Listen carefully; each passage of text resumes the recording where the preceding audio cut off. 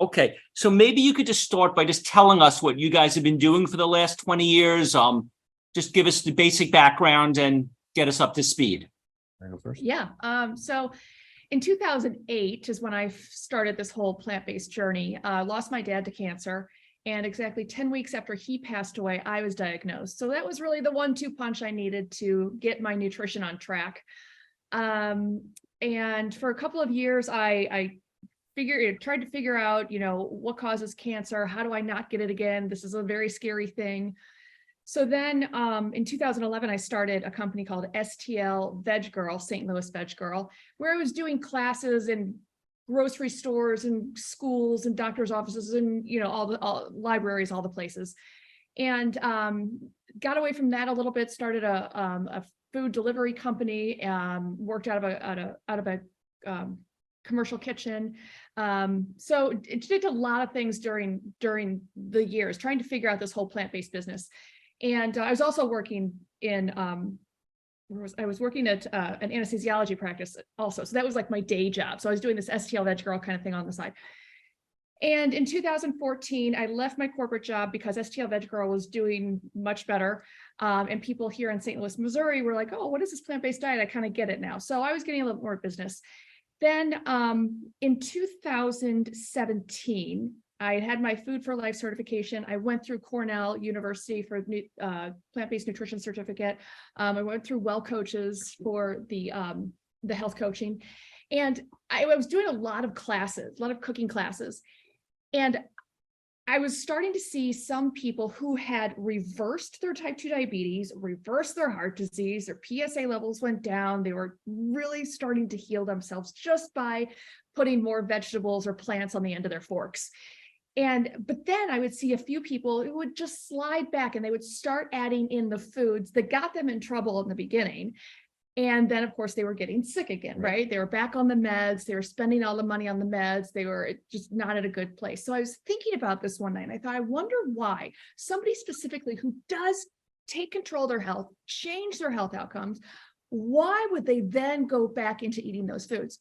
So I put on my health coach hat, and I thought, I think that it's support. Right. I think that, unless you have support around you, you're going to go back into those bad habits. So, and when you change anything in your lifestyle, maybe you want to stop drinking so much or at all, maybe you want to quit smoking, maybe you want to exercise more. It's easy to find support for those kinds of things. Yeah. But when you want to change the way you eat, oh my gosh, it's a solo mission 100% of the way, and you have to be an expert, right? So I was seeing a lot of people that I personally saw a lot of people go back into their old habits of eating because they did not have the support. So I thought, we got to create it, right? So I contacted some people who I know in this plant-based arena that are, pretty well known, and I have the sincere pleasure of knowing. I called them separately and I said, listen, I'm thinking about opening a brick and mortar support culinary school, something for just plant-based living or plant-based eating. I said, do you know of anybody in, I don't know, like Berkeley, California, or Brooklyn, New York, places that are, really progressive? Is there anybody who has just solely a plant-based educational facility? And they both said no, because they're doing what you're doing, Caryn, which is what we were all doing at the time. And we were service-based. We were going places to spread the word about plants. And I thought, well, that's just silly, because if somebody's really sick or they need to find support, we cannot be moving targets. We've got to have a place. So that was 2017. So in 2019, so I saved everything I had for 2 years. And 2019, the anniversary of my dad's passing, August 13th, we opened up the nation's first plant-based nutrition and culinary education center, the Center for Plant-Based Living, which is where we are coming to you from right now. Right. And, Caryn and I met. So my journey, and it's interesting to me how many people I know, professionals, physicians who came to lifestyle medicine, plant-based nutrition through their own personal health issues, including myself, right? So, I trained here in St. Louis at Washington University, and, I thought I was a pretty smart guy. But, I just kind of would my perception of what a healthy eating was regurgitating the food pyramid, right? Low fat dairy, lean meat, fruits and vegetables, whole grains, and, don't eat too much ice cream.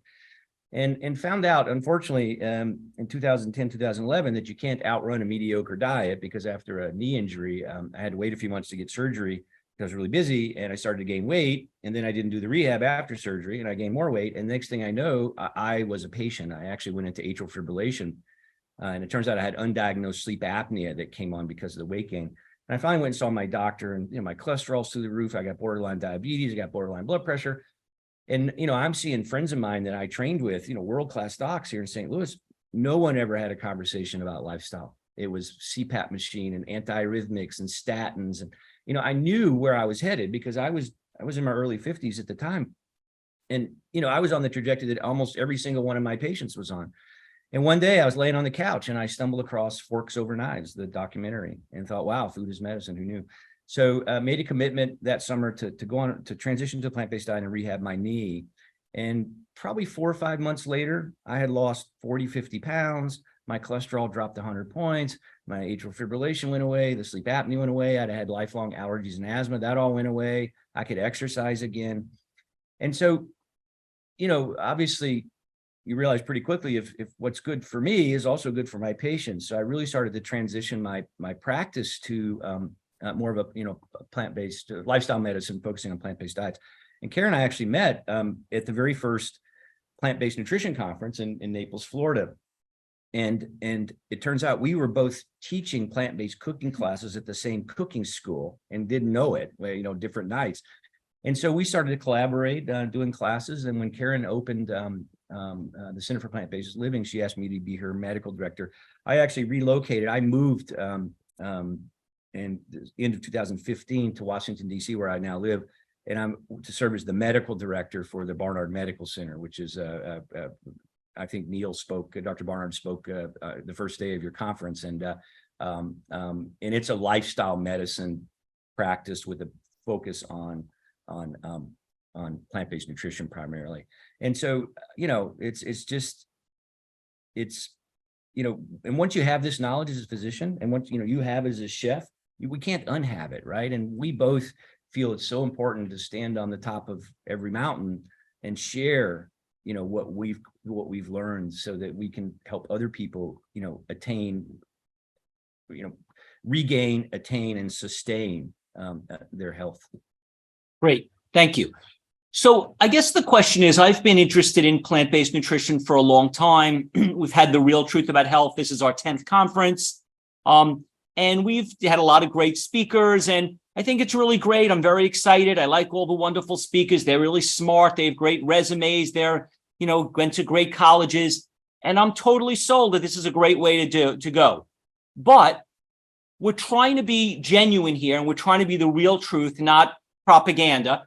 So when I look on the internet for speakers for our conference, I find that along with all these amazing plant-based people, there's a bunch of people screaming their heads off about the keto diet, the paleo diet, eating animal products. And even though I feel like I've learned a lot, I'm thinking maybe I'm not an expert. So in the real world, with your real patients, with the real people you deal with, what is actually happening? Is everyone who adopts a whole food plant-based diet thriving? Are people still, compared to people who are doing the keto diet, like what's really happening in terms of obesity, cancer, heart disease, and not just after 3 weeks, what's happening 20 years later? Like, do we know anything about what really is happening in the real world with people who eat a whole food plant-based diet in terms of their health outcomes compared to not only the standard American diet, which we know isn't so good, but like a keto diet where they're also giving up processed food and white flour and sugar, but they're using a lot of animal products. Any thoughts on that? Well, I'd like to start with just saying, I know that especially in this world of everything, you can get all the information right here, right now. And that's what we all want. And I will tell you that a plant-based diet, a whole food plant-based diet, no to low oils, all those things, it is the most progressive and yet the most conservative approach to regaining very, very good health. Now, here's the thing. So Jim and I are actually on staff at a health immersion, and we do these couple times a year. And the people who come to this health immersion are very sick. It is health insurance does pay for it. It's actually for Whole Foods employees, but it is incredible to me that so many people who come to this health immersion are so sick. They've been taking type 2 diabetes medications for 20 years or plus. They have just all the chronic illnesses you could ever imagine just piled into these people for years and years. About the immersion is 6 days long. And I'm not kidding you, within probably 72 hours, maybe even less than that, we start to see people pass out. And it's because they are then over medicated. Right. Okay. So this health immersion that we do, there's no smoothies, there's no like crazy exercise, a lot of exercise. There's no supplements, there's nothing. The food is all buffet style, and it's all whole food, plant-based. Now, it is doctor driven. So there are Dr. Scott Stoll's there, Jim's there, there's some other physicians. But people become over medicated because their bodies start to heal so fast. Right. It is amazing. If we give our bodies just a little bit of help, we want to be healthy people. Right. I mean, we all know of functioning alcoholics and people who are, on drugs, and they're, functioning parts of this society. But if you give yourself just a little bit of help, it's amazing how fast your body will take over, that health will take over. And Jim can even, Jim's going to have it ton more to say, but he can really talk to what's happening down the road years later. So Steve, I think that, a couple issues you bring up that are important to understand. So first of all, when we look at evidence, because I practice evidence-based medicine, we everything we do at the Barnard Medical Center, everything we do in our classes here, the information we provide is evidence-based. And as you well know, nutrition research is notoriously difficult to do. You can't do the kind of the gold standard double-blind controlled study, because you can't take small children and put half of them on a plant-based diet for their whole life and the other half, standard Western diet, and see what happens. So we know in many ways we have to rely on population studies and things like that. And the other problem is where does when we look at studies, for example, with type 2 diabetes, and that shows that metformin, makes your diabetes better, who's funding that, right? What's the pharmaceutical companies? There's no big blueberry that's out there funding research to really take a hard look and generate hard science, oftentimes around the benefits of plant-based diets. Now, that doesn't mean it's not out there. PCRM actually is Neil's been one of the leaders in research. The PCRM has a research department. They've done a lot of really foundational work looking at type 2 diabetes, for example. But there are lots and lots and lots of studies looking at, for example, Dean Ornish's work around prostate cancer, that, when you go on a plant-based diet, your PSA levels go down in a profound, what's called epigenetic effect. They were able to show that over 500 prostate cancer promoting genes turned off. You look at Ornish's work, I think the speaker before this came up, Ornish's work on heart disease reversal. Some of Neil's work comparing plant-based diet to the standard ADA diet for diabetics, on and on and on. So there's a lot of emerging evidence around autoimmune diseases. So there is a growing body of evidence. And I think the problem is, though, and the challenge, and one of the things that Caryn does a great job with, and we're both trying to accomplish, is I think what makes this so hard for everybody, eating is a learned behavior. And once we learn it, we just stop thinking about it. And it's kind of like driving. Driving's another example of a learned behavior. And once we learn how to drive, our brains stop thinking about it. And there's an evolutionary reason for that. And that's because if we had to think about everything we did, we wouldn't have seen the ripe berries, and we wouldn't have seen the leopards, and we wouldn't have lasted very long. So our subconscious brain automates tasks pretty quickly. Eating being one of those, but driving is another. So, you get in your car, you don't think about putting on your blinker, your brake. You move to London tomorrow, you got to learn how to drive on the other side of the street, right? And it's going to take 3 to 6 months of really focusing on the new behaviors you have to have. What side of the road am I on? How do I go through the roundabout? And then one day you get in the car and that's how you drive. And you wouldn't drive on the wrong side of the road in moderation, now would you? No, right? Because you'd only have a moderate number of head-on collisions and run over a moderate number of pedestrians. So the problem is with diet, that head-on collision, that heart attack, that stroke, breast cancer, colon cancer, that head-on collision might be 5, 10, 20 years down the road. And so it's very hard sometimes for people to stay focused long enough to develop new habits around healthy eating and healthy lifestyle so that to avoid that head-on collision. And so again, what Caryn's trying to do at the Center for Plant-Based Living, what we do at the Barnard Medical Center is really work a lot on behavior change. We don't need any more research on what's the best diet to lose weight, prevent diabetes, reverse heart disease, et cetera, et cetera. That there is a solid body of evidence out there that we know that at least a plant-forward diet and most, whole food plant-based diet is the optimum diet.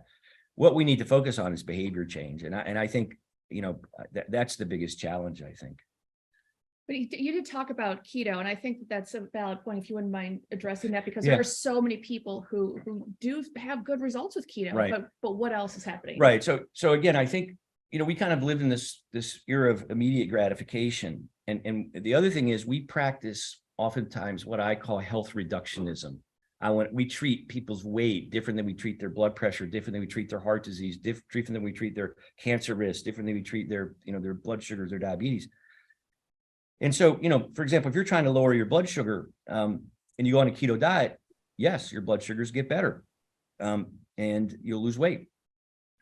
But to achieve that in the short run, those are short-term, outcomes.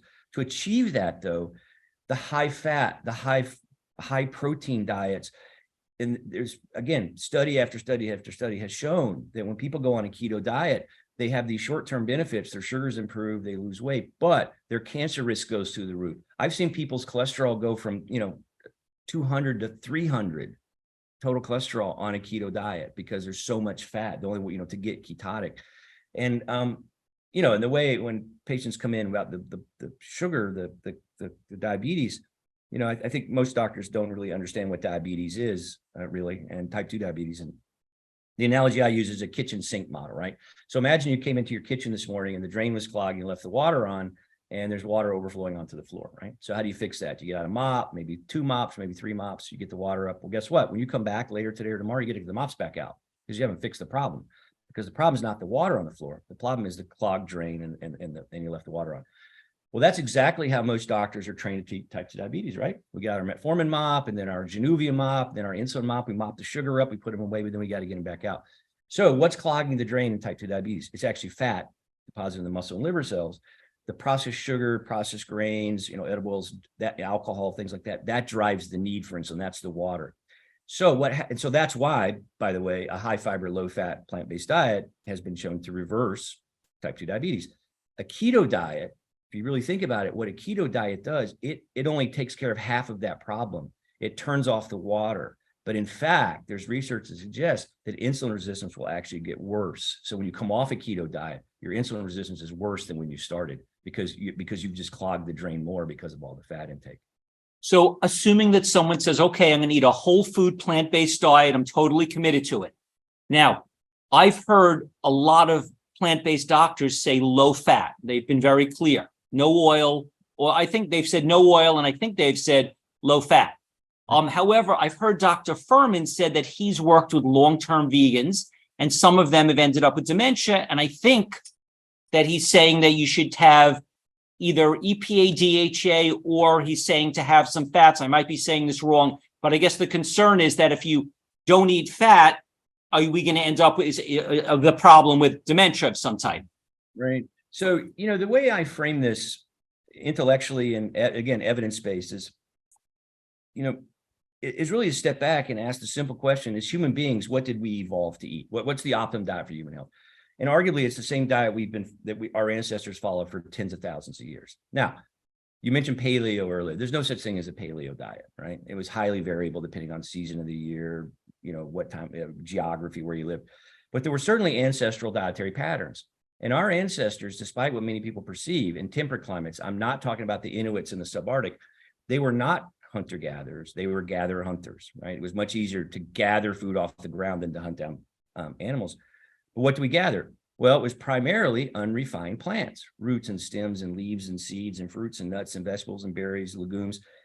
There was not a canola oil bush or an olive oil bush. There wasn't a white flower tree. There wasn't a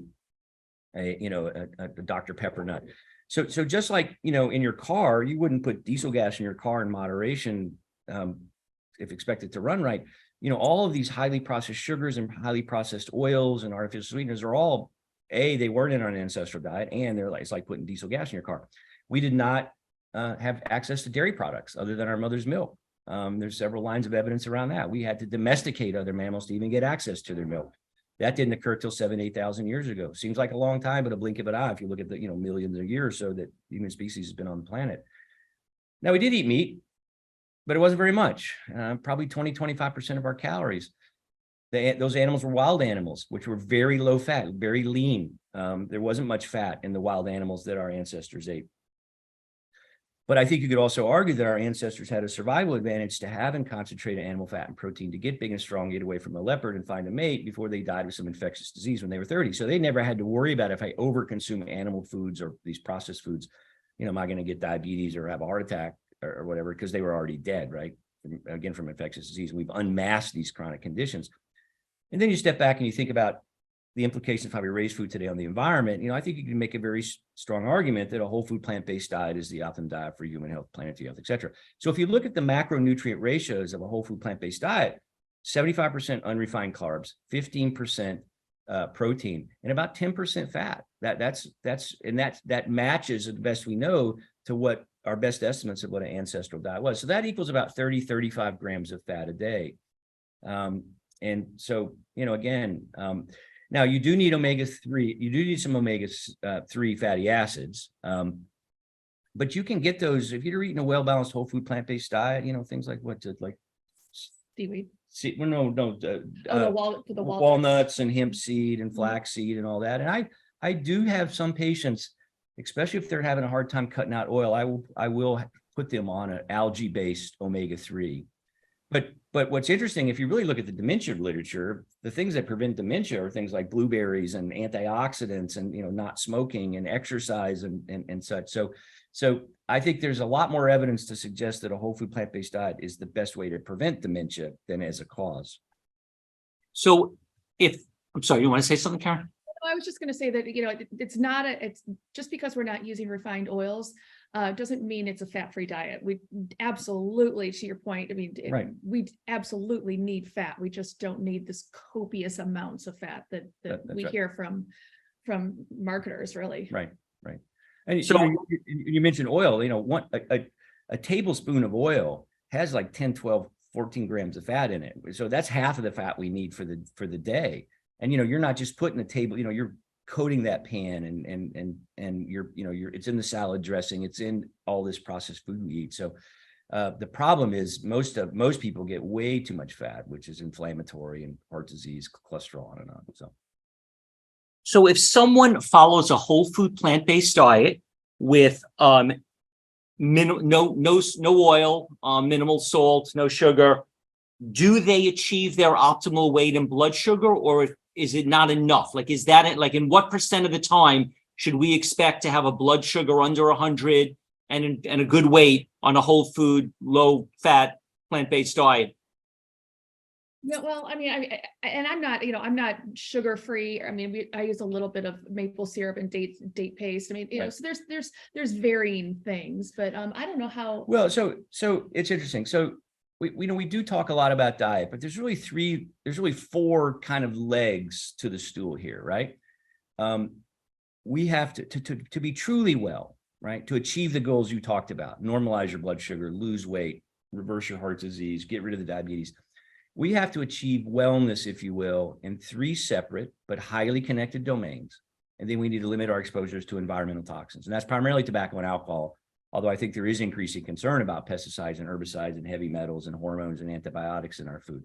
But the principal domains are physical wellness, and we achieve that through movement. We need 30 minutes to an hour most days, a couple of days a week. We need to replicate picking stuff up, moving out of the way. We need to be emotionally well, and that's about stress management, and sleep. And then we need to be nutritionally well, which means we got to eat what we're supposed to eat and stop eating what we're not supposed to eat.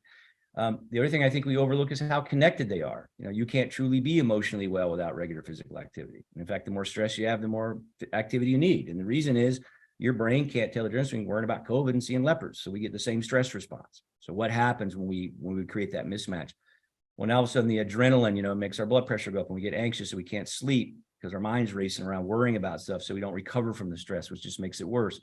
The cortisol, drives our appetite, preferentially towards we eat as belly fat because it's trying to help you refill that gas tank before the next leopard. So again, when we create a mismatch between stress and movement, it can lead to stress eating and weight gain, hard to lose weight. Fundamental connection, diet and physical activity. You don't park your car in the garage for you or not drive it and still fill it full of gas 5 times a day, even if you're putting the right kind of gas in, right? You don't empty your gas tank and put 30 gallons in a 15-gallon tank, and you don't put diesel gas in your car in moderation. So yes, diet does drive probably 75 to 80% of our overall health, but I think what we don't pay near enough, and Caryn can speak to this too, near enough attention to is our emotional health. Because if you're stressed out and you're anxious, you're not sleeping well, you're going to be much less likely to cook that healthy meal, to go out and exercise. You just won't be motivated. Right, exactly. Right. And so, I'm sure you see that a lot with the stress eating and all that. All the time. Yeah. And I do it. Everybody does it. Right. And what about salt? I've always thought that salt was something to avoid, but someone wrote a book called The Salt Fix.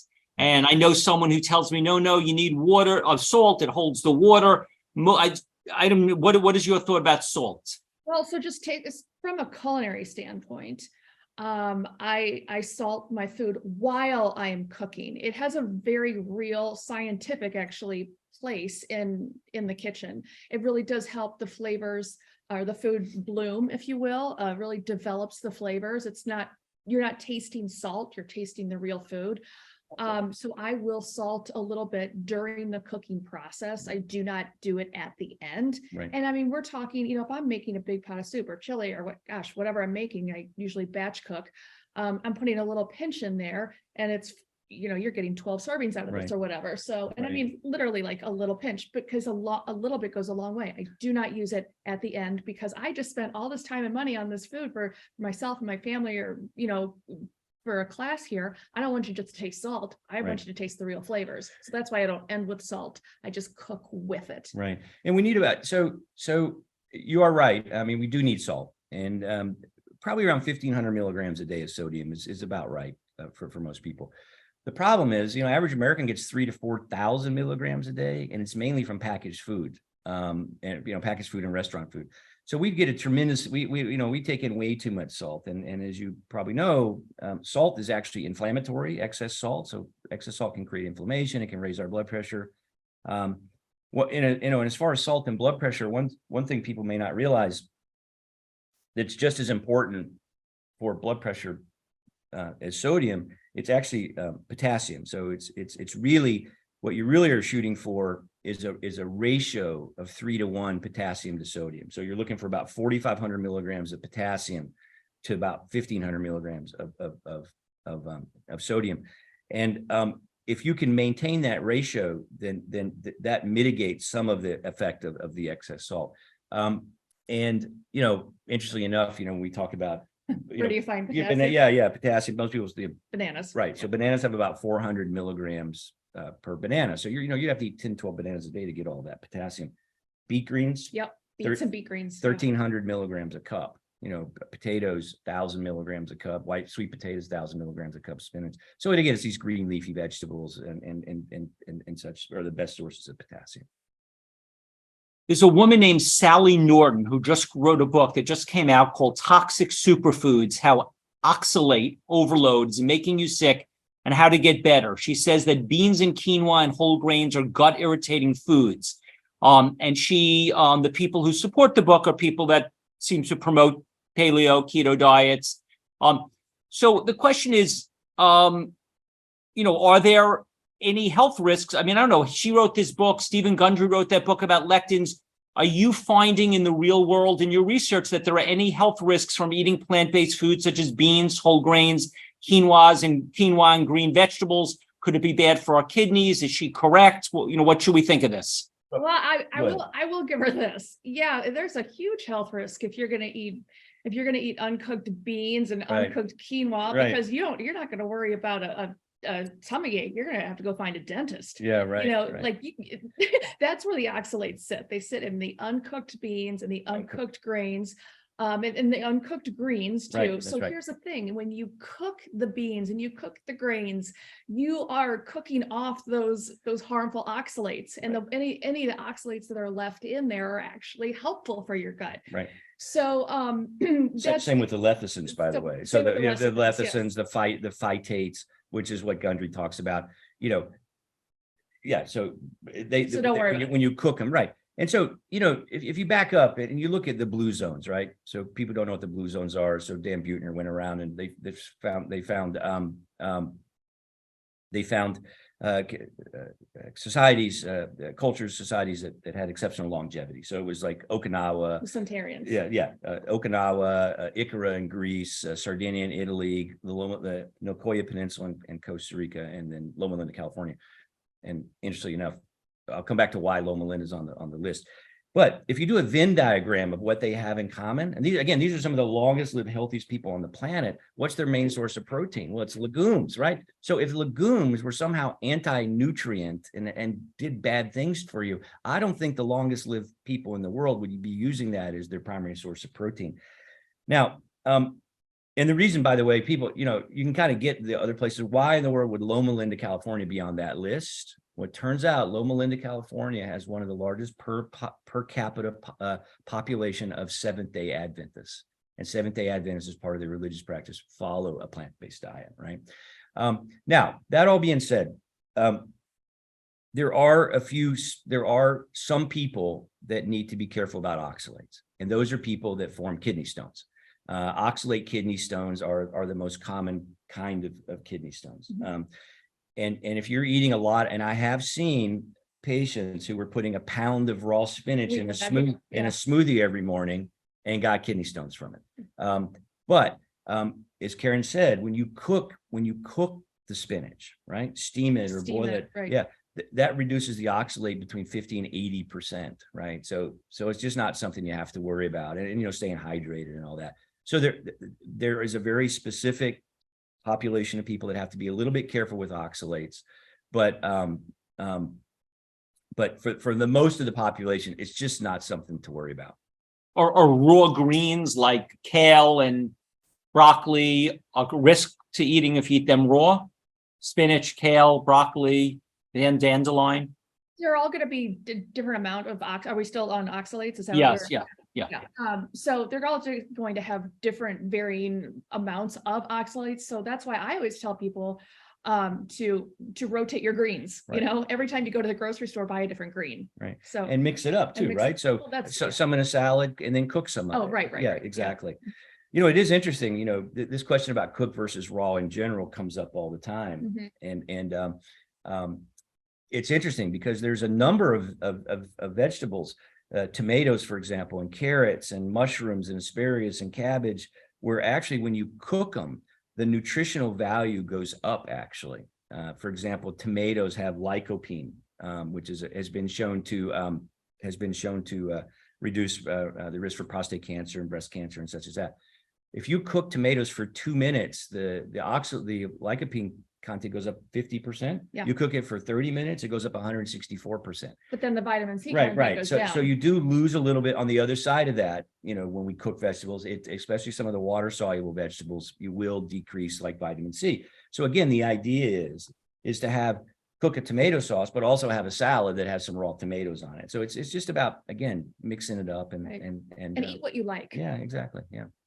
Okay, what about cholesterol? What do we ideally want our cholesterol to be? And are we if it's below 150, does that mean we won't get a heart attack? Do some people still get them who eat a whole food plant-based diet? What's the latest information on how protected we are from heart disease and stroke if we're eating a whole food plant-based diet?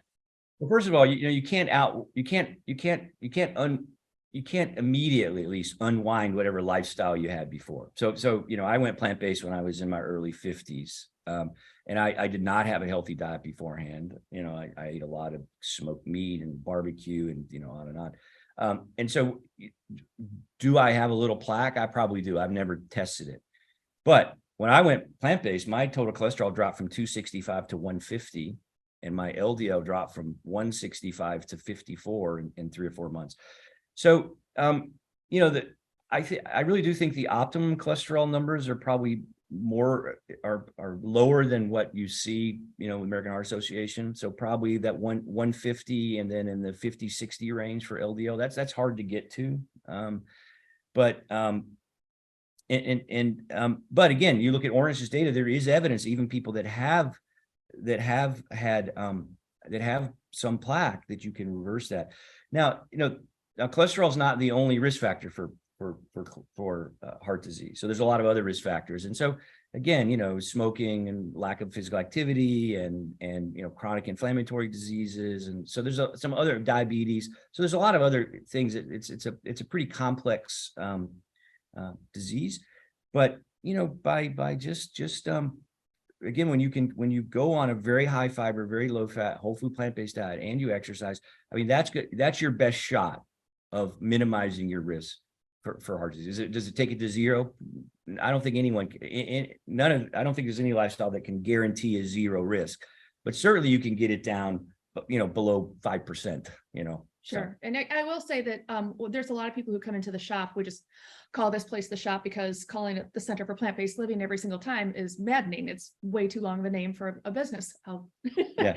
But people come into the shop and they're like, oh gosh, I've been on this plant-based diet. My numbers are getting better and better. But oh my gosh, my HDL is falling, and it's really, My doctor's worried about my that. doctor's worried about my HDL getting so low. And, Jim always talks to people about this, and the HDL is like little dump trucks, right? Little garbage trucks. So eating up the LDL, which we definitely want to lower. But if you don't have that much LDL anymore, if that's falling, then you also don't need the garbage trucks. Your liver will stop making it. So that actually happened to me as well. So HDL is not really dietary; it's more exercise. So in med school, I was a marathon runner, and I had not perfect cholesterol back in med school when I was younger. So like maybe 220, my LDL was 120, but my HDL was like 77, almost 80. Anything above 60 statistically lowers your risk for heart disease.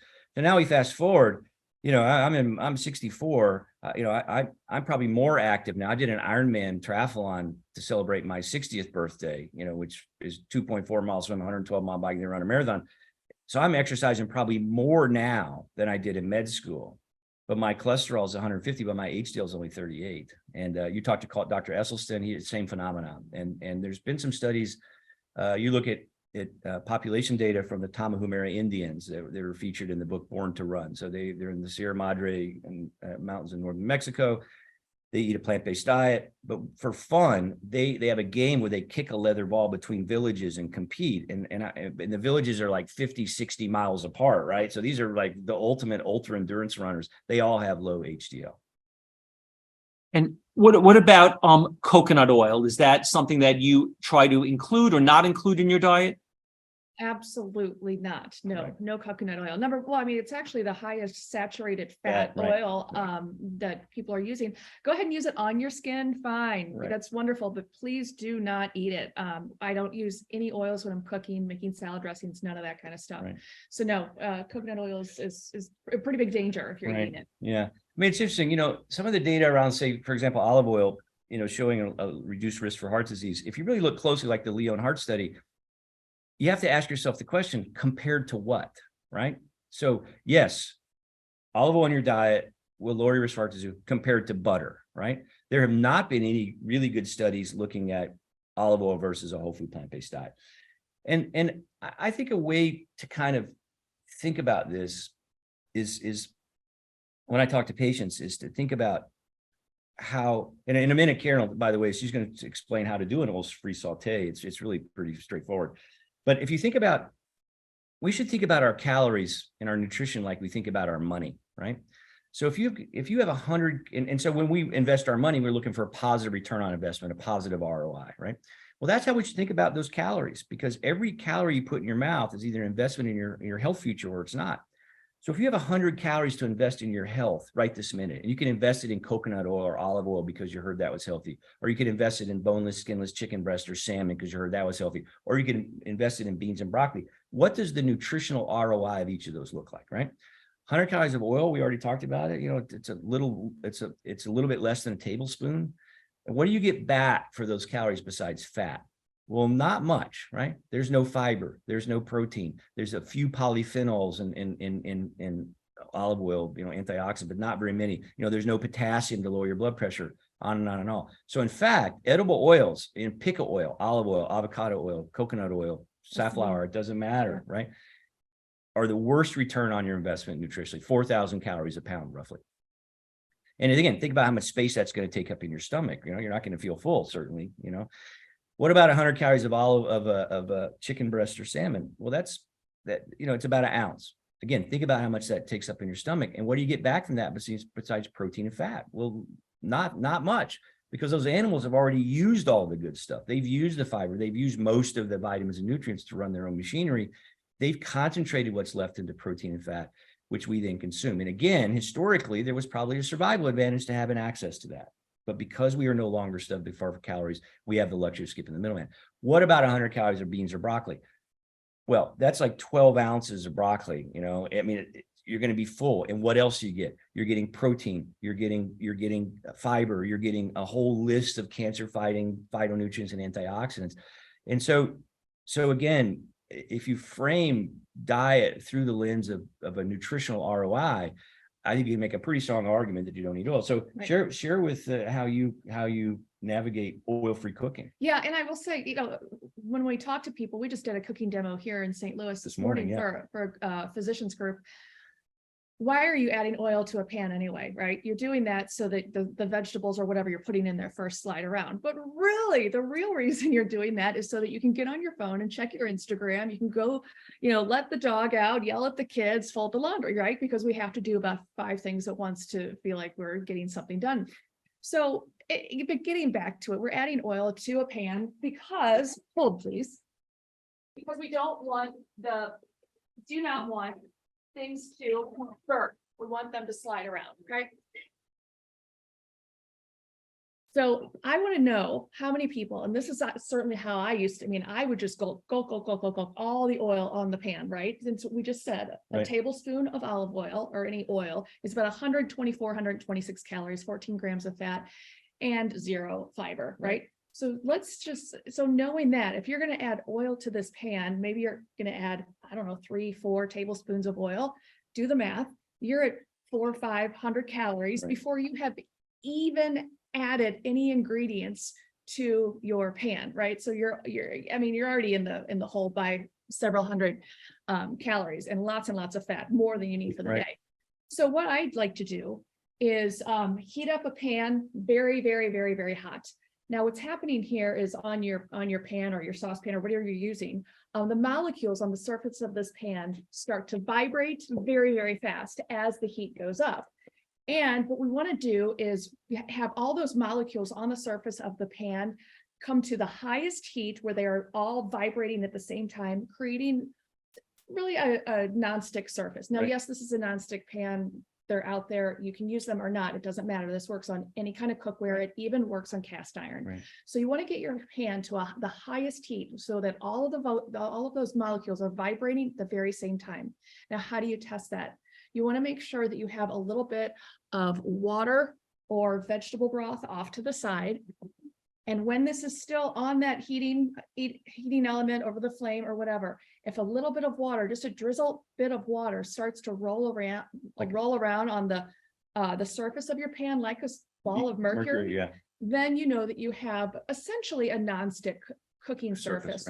So then you can throw your vegetables on, turn the heat down to a cooking temperature, medium high, and then always stay on top of those vegetables. They will release water because they're plants. All plants have water in them. Stay on top of them, and then eventually you'll add enough ingredients in, you can cover it, walk away, get back to your Instagram feed. So here's the thing. The reason we're adding the oil is so that the vegetables slide around and they don't burn.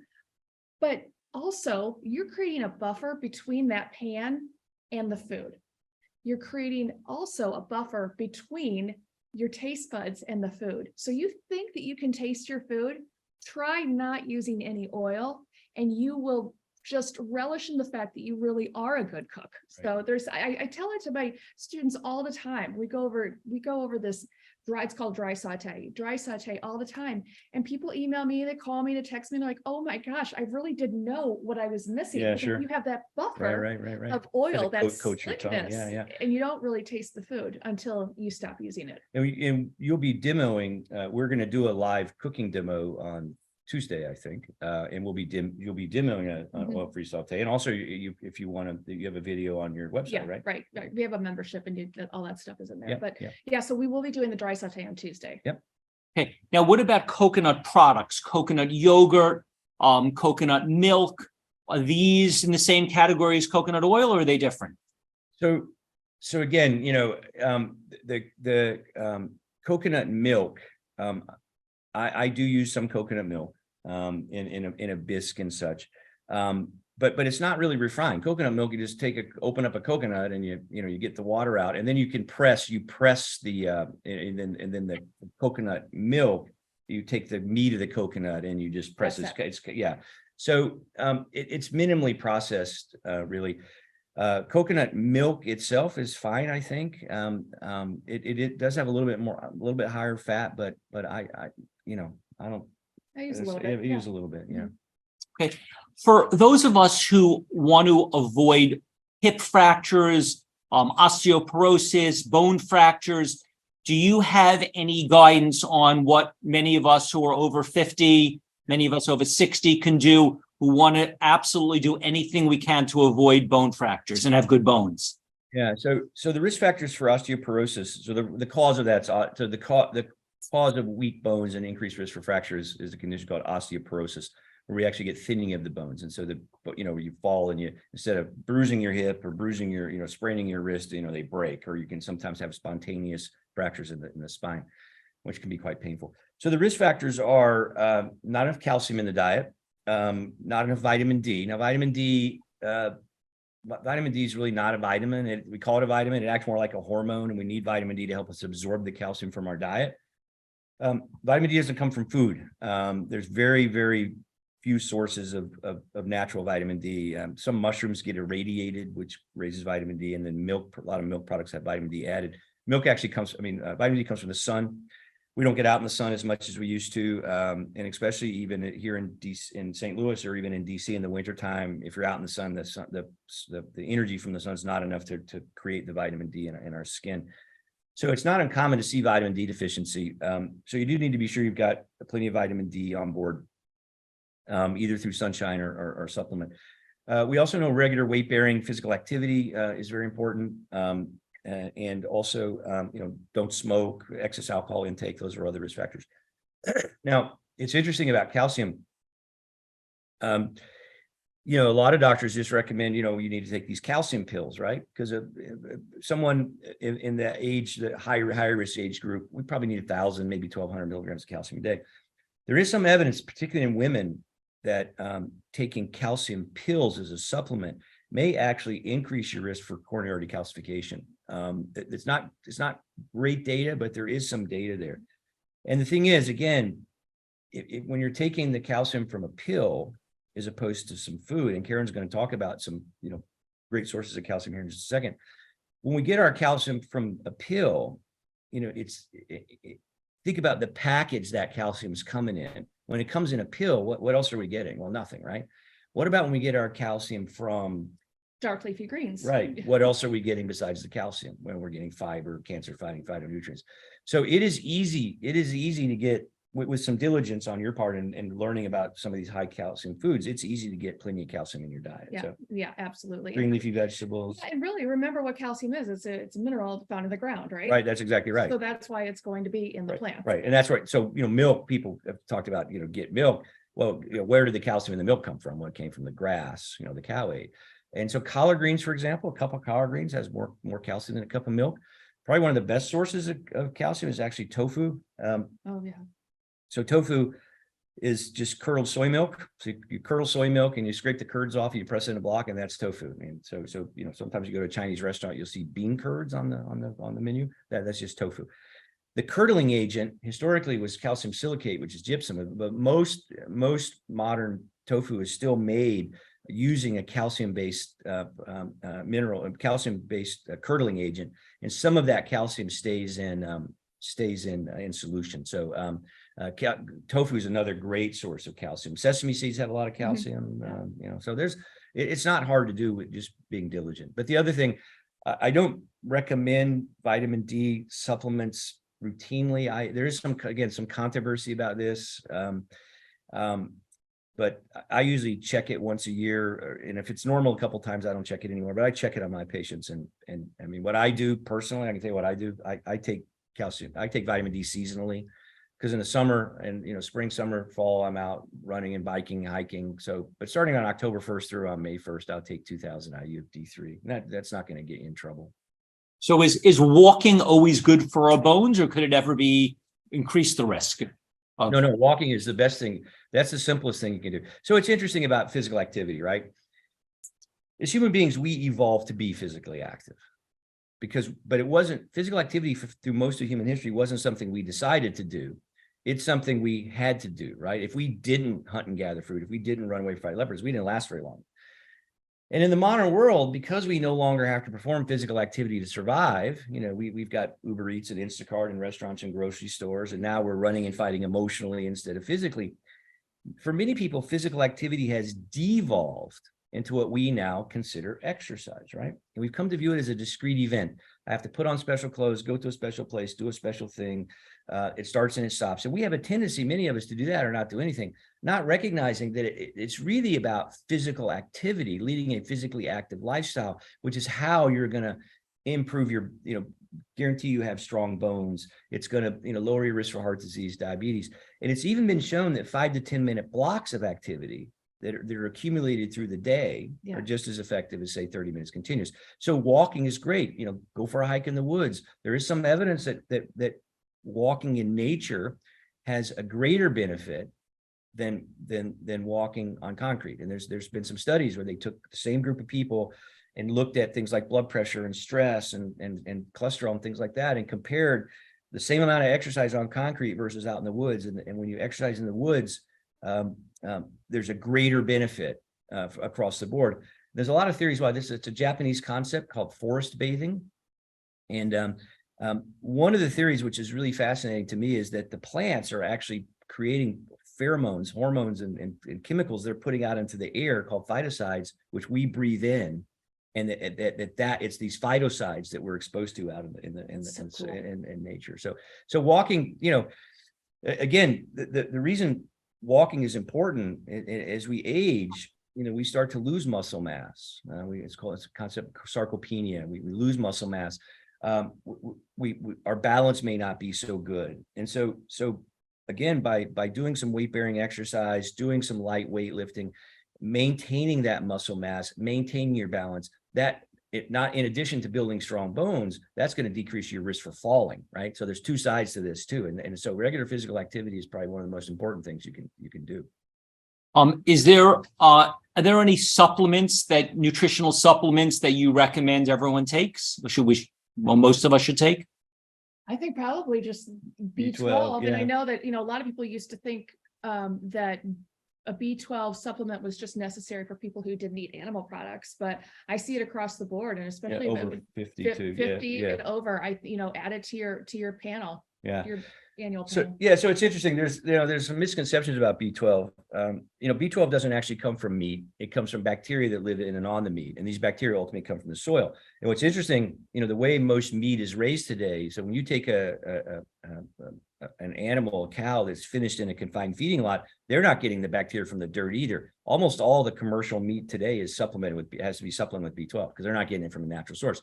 Historically, we didn't have to worry about it, right? Even if we didn't eat meat, because we got our food out of the dirt.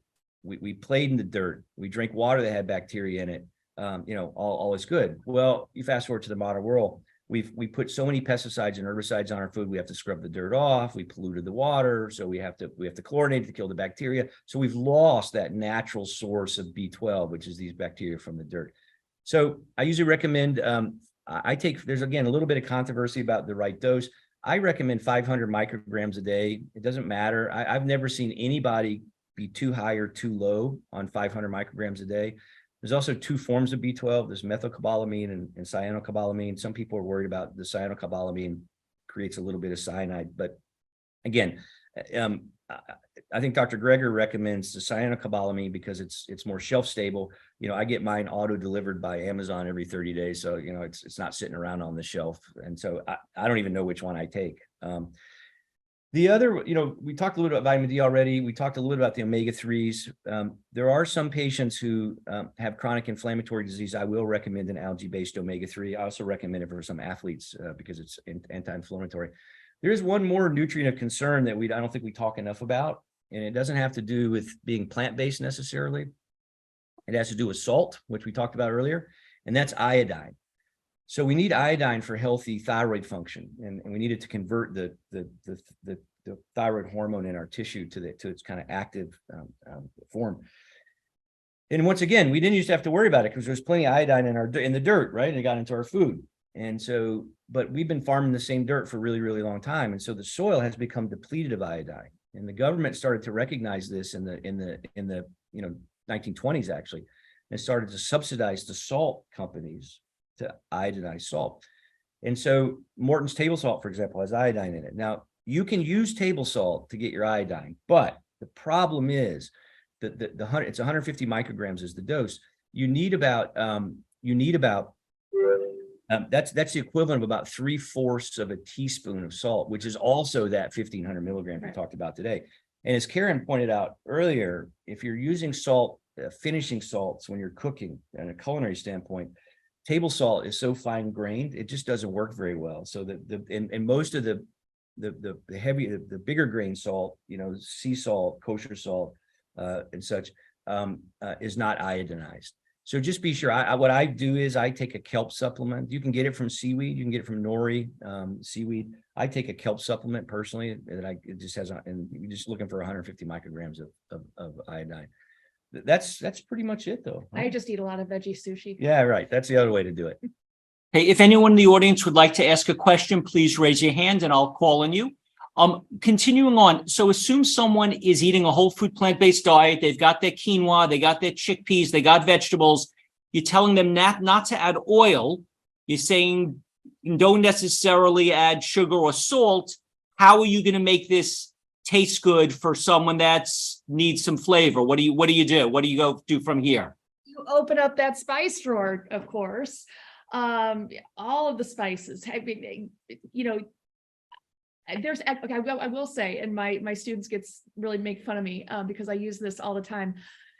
Trader Joe's has a blend called 21 Seasoning Salute or 21 Salute Seasoning something. I don't know. It's $1.99. They always have it in stock.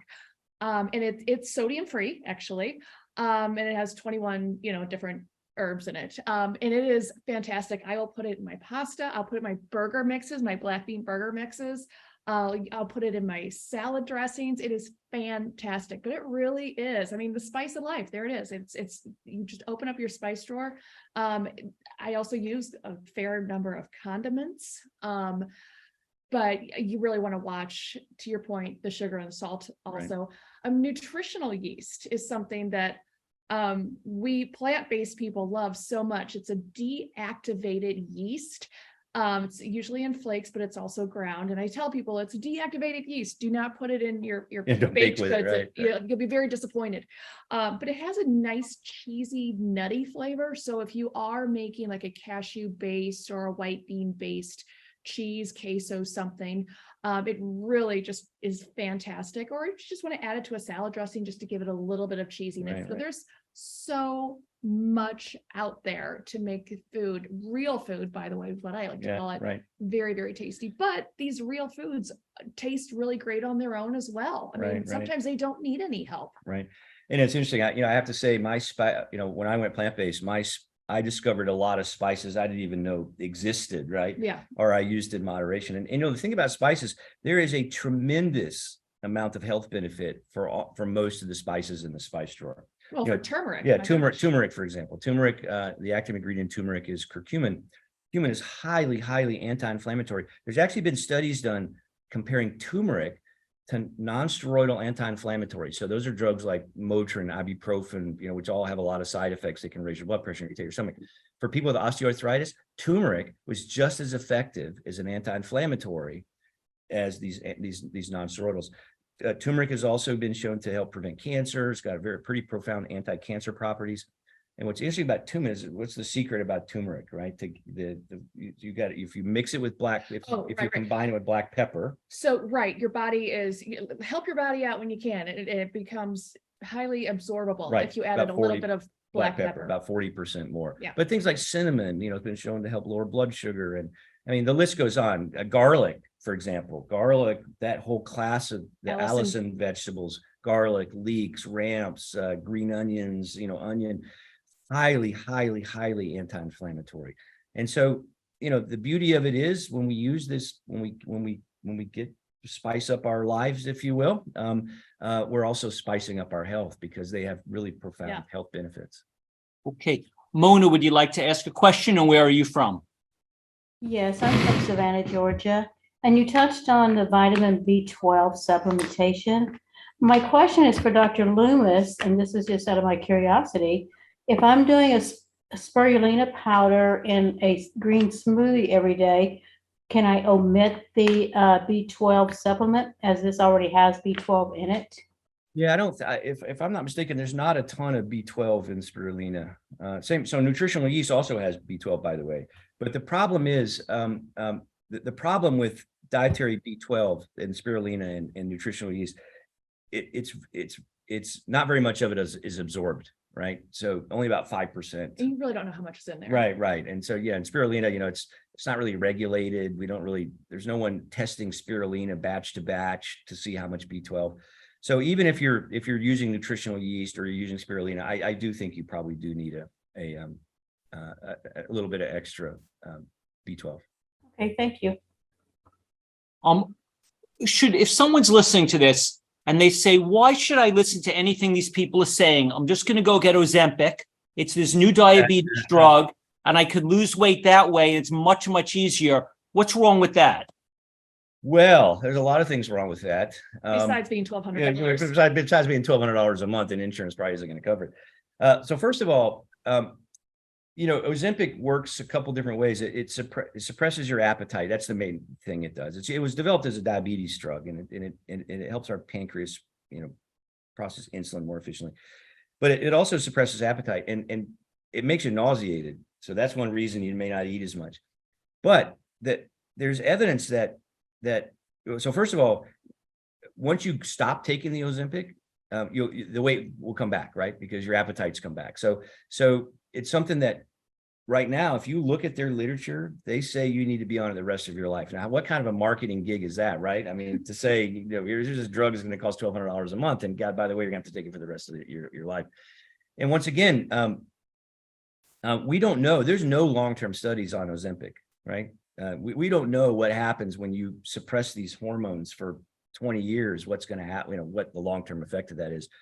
And I think it's a good example really of how we practice, you know, health reductionism. You know, again, I mentioned that earlier. We treat weight different than we treat blood pressure, different than cholesterol. So yeah, you go on Ozempic and you lose some weight. What's that done for your risk for prostate cancer or colon cancer or breast cancer? Well, it might have made it go down a little bit because obesity can be a risk factor, but it fundamentally hasn't changed the risk. And again, that's why healthy lifestyle, you know, when we adapt a healthy lifestyle, when we flip this model upside down and take instead of taking a disease-based approach, we're going to treat your obesity, we're going to treat your type 2 diabetes, we're going to treat your cholesterol, and we think about root cause, right? Then that's how we're going to lead to long-term change. And I think, and I was certainly guilty of this for many years. You know, many people, when they want to improve their health, we oftentimes will set for ourselves outcomes related goals, right? I want to lose 20 pounds. So I'm going to go on Ozempic. I'm going to really eat healthier. I'm going to exercise more. And we work really hard and we reach our goal. And then what do? Right? We take our foot off the gas. We celebrate sometimes. And I can tell you that between med school and age 50, when I went plant-based, I had, not at once, but cumulatively, I had probably gained and lost 100 pounds, right? 20 up, 15 down, 25 up, 30 down, 20 up, 15 down. So yo-yo up and down, up and down. And so the key to really of long-term success is opposed to, and again, this is what Caryn does such a great job with her coaching background and with her cooking.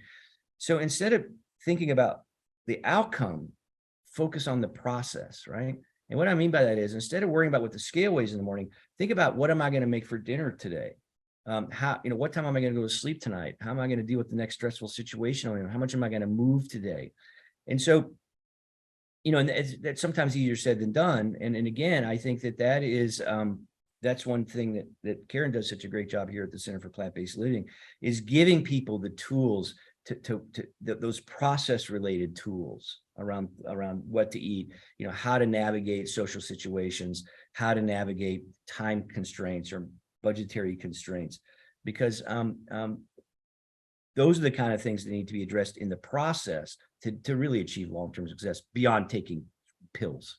We have just 2 minutes left. Could you tell us how we could follow up with the two of you? What people want to get in touch with you, do your program? How do they stay connected to you? So the Center for Plant-Based Living, we have a virtual component to it as well, a membership, and we have people from all over the world who are members. It's a totally virtual membership, and we won't get too much into that, but one of the perks of the membership is your own, a group class, cooking class, via Zoom. And I encourage people to cook with me from the comfort of their own kitchen, because it is such a fantastic learning tool. Jim is also a part of it. We do a monthly call, and Jim is there quarterly. So you get access to a plant-based doc 4 times a year. Now, I will say one thing that we're doing now, we just kicked off a brand new YouTube series called the Doc and Chef Show. It's on YouTube. There's a link to it right there. Yep, on the website. You can go to thedocandchef.com.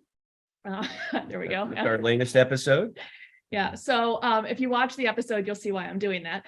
But so what we're doing, we have about 100 topics now, and we have shot 16 episodes so far. There are 2 on YouTube. The first one was protein. The second one was soy. And they're about 20-minute episodes. And Jim and I have come together where he lays down the science, and then I show you what the science looks like on a plate. So it is the what and the how, and it's called The Doc and Chef. And then we've also, you can see there, we are also taking this show on the road. We have a lot, actually more than we have here, but we have a lot of live shows coming up around the country. Right. And that's what we did one this morning, a live show for a physician group this morning. It's really exciting. It's interesting. The way Doc and Chef was born is that, I would be here in the shop helping Caryn teach a class, in my day-to-day practice. We were both getting the exact same questions over and over and over, right? Well, where am I going to get my protein on a plant-based diet? I need to stay away from soy because it causes breast cancer, gluten, nightshades, lecithins, the anti-nutrients we talked about earlier, on and on and on. And then a light bulb went off. I said, well, wait a minute. Why don't we create a YouTube channel where we're going to marry the nutrition science to that plate of food? And so each episode has a scientific evidence-based blog post with the scientific references. And so everything I say in each episode is evidence-based. And then there's also in the blog post a link to the recipe. And they drop every 2 weeks and every other Sunday. Okay. And thank you very much. Can we unmute everyone so we could all thank them together? We really appreciate it. Thank you very much. Thank you. Thank you. It's really great. Wonderful. Blessings. That's wonderful. Nossa, foi cansado. Thank you very much. We all appreciate it. Thank you. Thank you.